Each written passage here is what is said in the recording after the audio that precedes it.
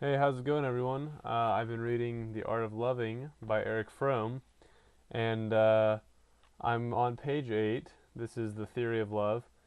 And I read in one of the paragraphs that Fromm says, "Man of all ages and cultures is confronted with the solution of one and the same question, the question of how to overcome separateness, how to achieve union, how to transcend one's own individual life, and find atonement." And he says, at one-ment.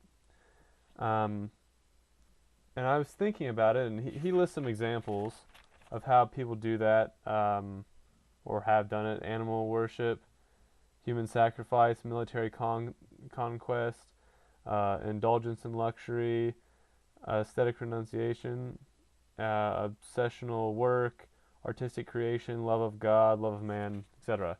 And I'm just thinking of how some, in our culture today, how some teenagers or adolescents, whatever you want to call them, do that. And I've thought a big part um, in our reactions is becoming electronic, whether it's a text message, Facebook. Hardly anyone uses email anymore, or YouTube like this or whatever. But a lot of it's electronic.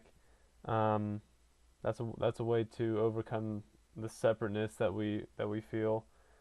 Um, Drugs is another way, and in general, socialization with our friends and that kind of thing.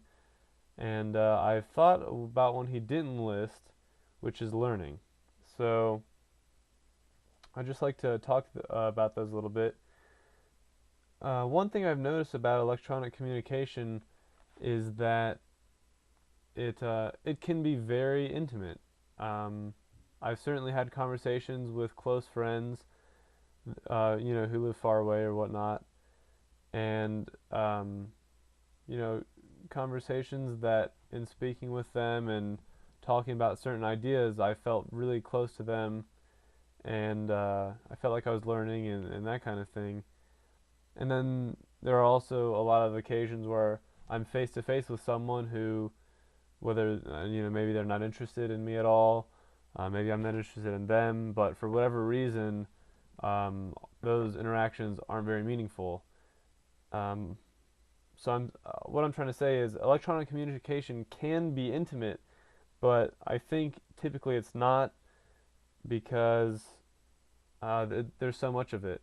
It's a big part of what we do, and it's a lot harder to text someone about some experience that really changed your life than to talk face to face. But it is a way to overcome separateness. And drugs are another thing. You've heard the saying that teenagers will always find another way to get high, or something like that. And Fromm says that's because when you're high, or whatever, when you're taking drugs, you're in a transitory state of exaltation, and the world outside disappears, and with it the feeling of separateness. So that's one solution. And going to some more general things like socializing with your friends, I think that's a pretty powerful thing, because a lot of the time, by sharing our mutual experiences, we find ones that resonate with us and give us confidence to keep living the way we are, or perhaps change, if need be. And often, we combine these. Obviously, people socialize. Some people take drugs. Everyone texts.